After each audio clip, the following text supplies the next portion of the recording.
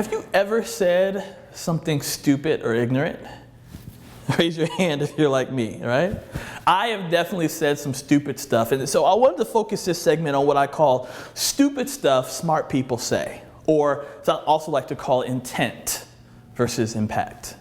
And I remember when I first started speaking, I was speaking for this agency, and I had to go and speak before all the other speakers. And as I began to speak, I mean, a lot of the speakers, they enjoyed it. They had an amazing time. They were like, Justin, we loved your energy. Your content was awesome. I mean, I was petrified to speak before all these other professional speakers. And there's this one lady who came up to me at the end.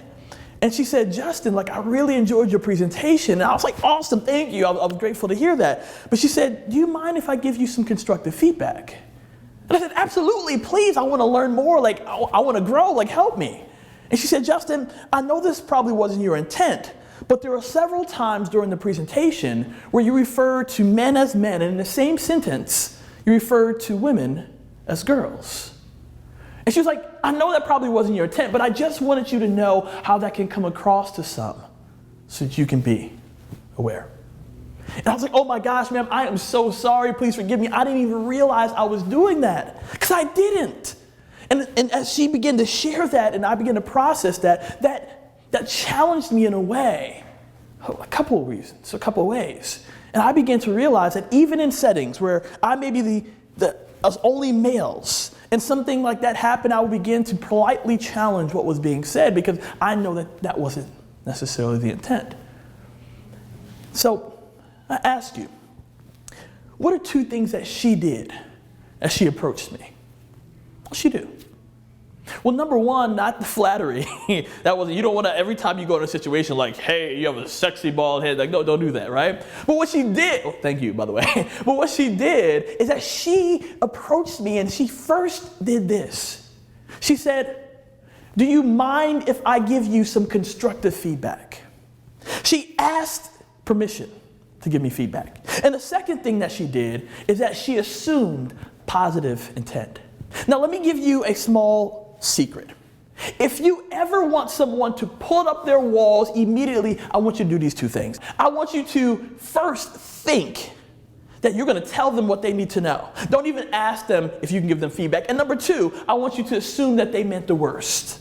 You see, because what she did to me, she didn't come to me and say, you hate women. You hate the very womb that bore you. She didn't do that. But what she did is that she said, I know this probably wasn't your intent. And that's how I encourage us, because all of us say some stupid stuff. We all say some things that we didn't know we meant, that didn't know how it could come across to others. And this is not about being PC or any of that. What this is that it's hearing the voice of others. And so if you're the person who may be saying stupid stuff, I want to give you this. I want you to be humble enough to hear the voice of someone else. Just because it's not your reality doesn't mean that it's not a reality for somebody else.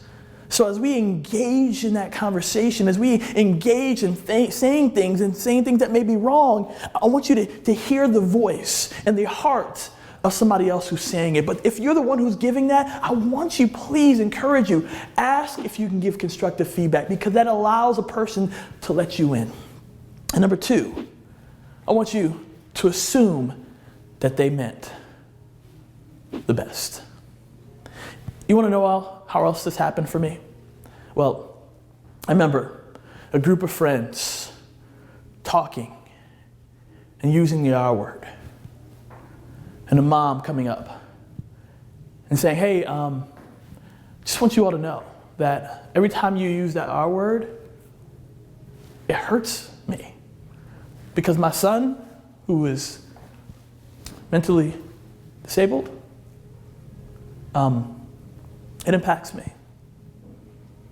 And hearing that, not necessarily intending to offend anyone, but hearing the heart of that mom challenge that group of friends and the person she talked to no longer use the R word.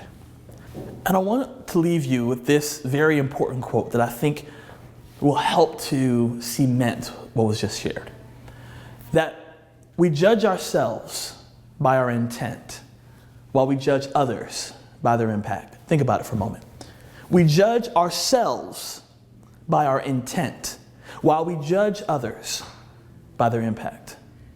What we do when somebody else does something or says something to us, and it hurts us or it impacts us, we say, you know how you made me feel? But when we do something, we say, oh, no, you know what I really meant. And that, my friends, is why I encourage every single one of us to mine for intent, to seek intent, and not just assume the posture of the impact that it made you feel.